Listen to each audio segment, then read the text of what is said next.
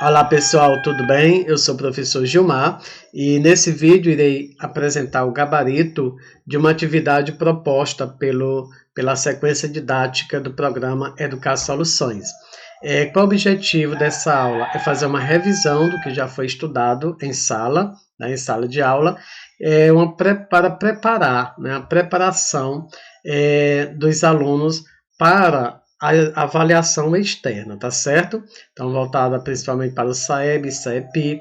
Então, eu já peço que o aluno pegue a sua sequência didática, coloque do lado lápis, borracha, caneta e acompanhe. Eu vou ficar dando dicas, né, de como fazer uma boa prova, né, de como você responder à avaliação externa, né, e conseguir um bom desempenho, tá? Então, boa sorte, né, uma boa aula e desde já também desejando uma boa sorte no dia da prova, né, que já está chegando, tá? Então vamos à aula.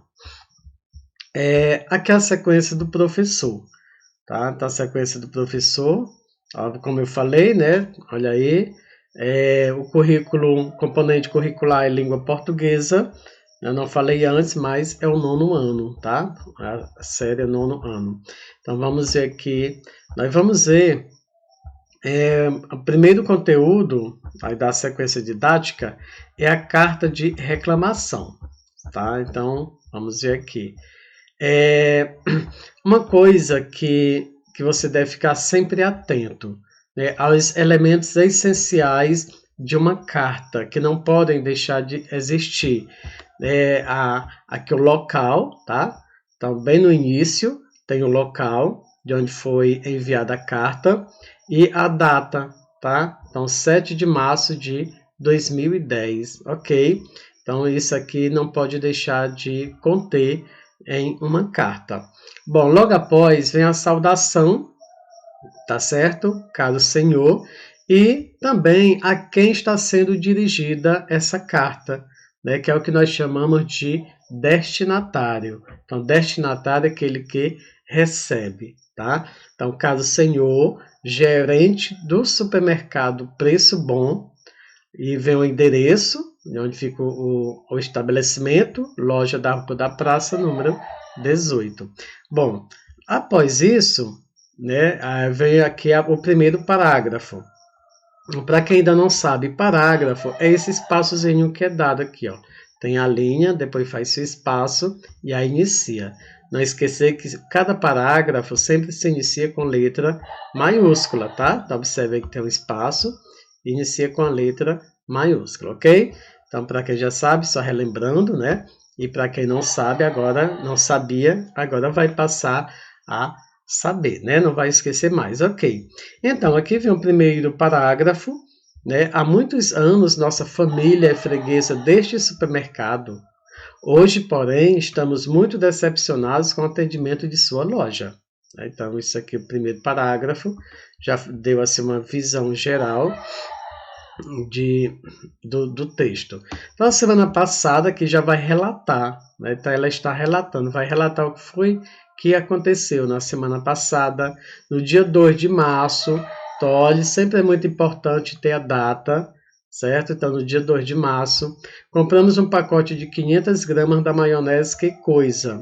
Então, cita o produto, né? Que apesar de estar dentro da data de validade, está visivelmente estragado e cheirando mal. Então, neste segundo parágrafo aqui, a pessoa relata, ela relata o que foi que aconteceu, tá? E aí vem, ao mostrarmos a nota da compra e pedirmos a substituição do referido item, né, que a maionese, está se referindo à maionese, foi pedida a substituição ao funcionário, identificado como Armando Guerra. Ele, o funcionário, né, Armando Guerra, disse que a loja não tem nenhuma responsabilidade sobre a mercadoria que já saiu do estabelecimento. Então, observe que aqui está afirmando, né, ponto final. Então, vem agora uma pergunta interrogativa. Então, como resolverei esse problema?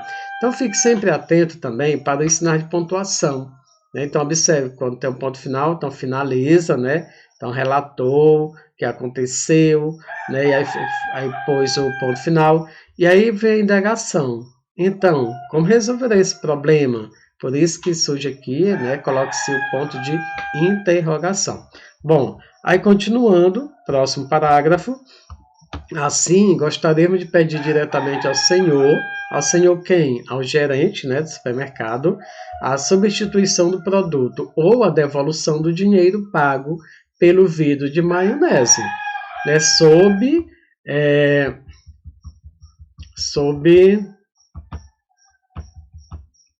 aí já,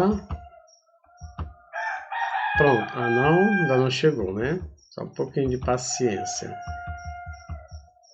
Sob risco de eu, né, a pessoa que mandou a carta, eu ou minha família, nunca mais comprarmos em seu supermercado. Né? Então aí finaliza a reclamação. E aí depois de finalizar a reclamação, aí cordialmente, a despedida, né, cordialmente, Eliane Aparecida dos Santos, aqui é o nome da remetente, foi quem fez a reclamação, mandou a carta de reclamação.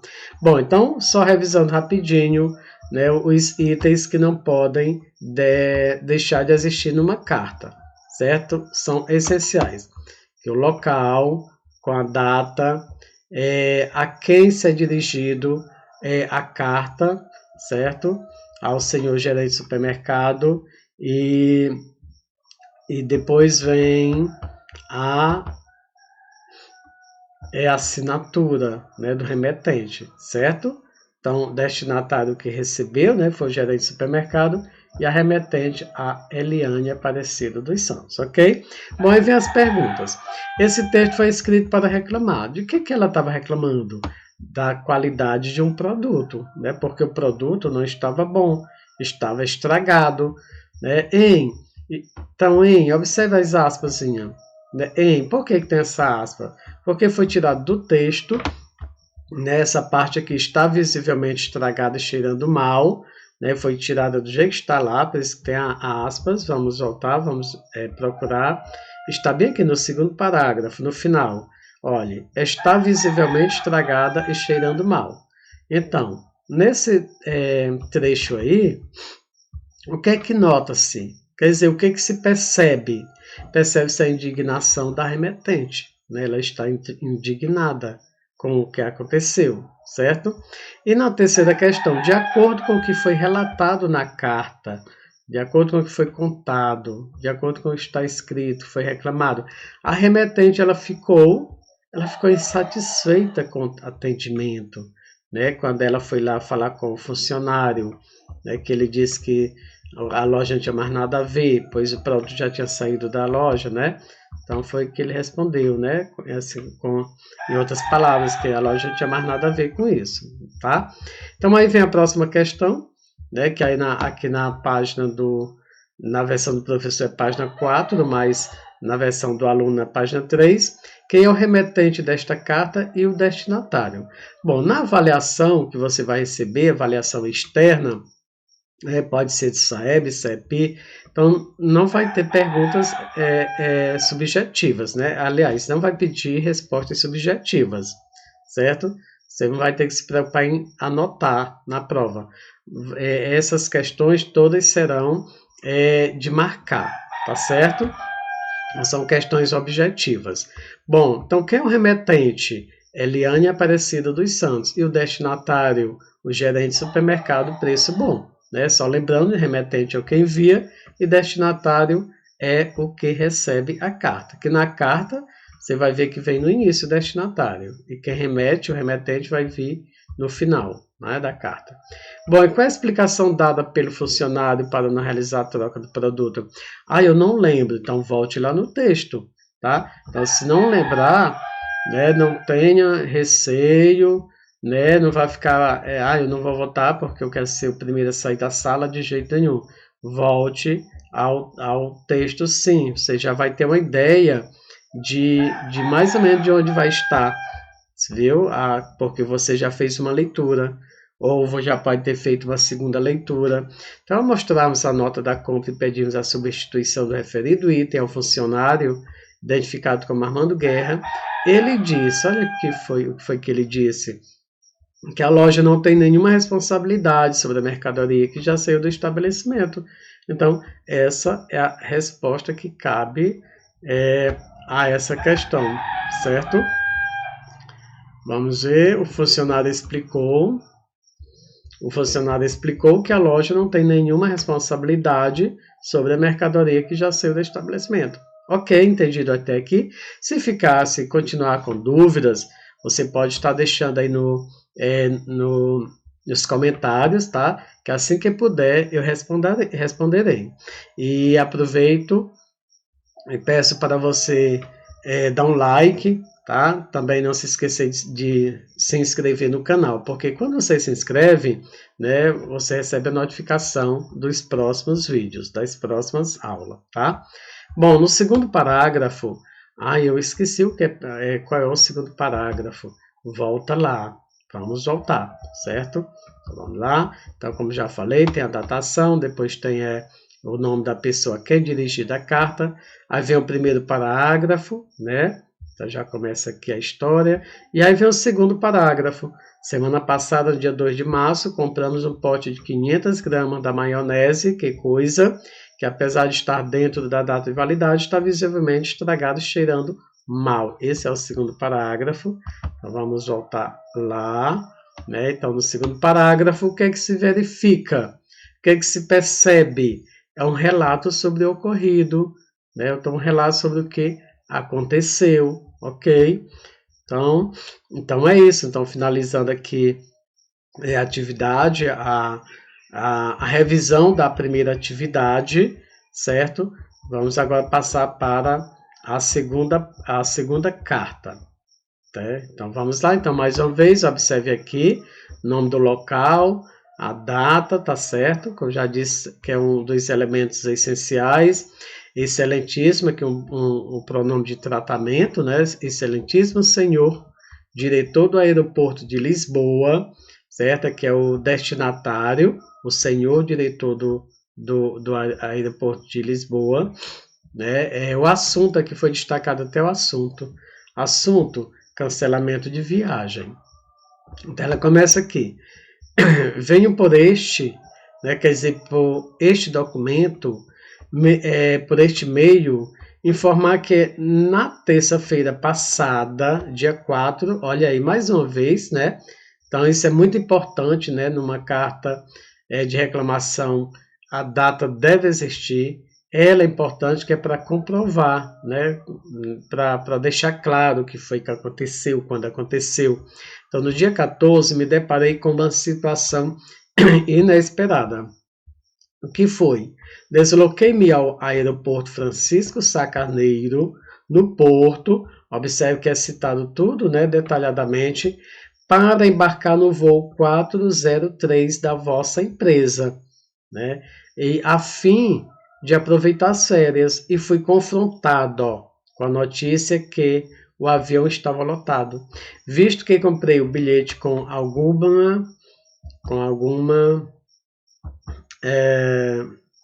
alguma antecedência, quer dizer, ele já tinha comprado o bilhete, né, a passagem, com bastante tempo, antes do dia da viagem.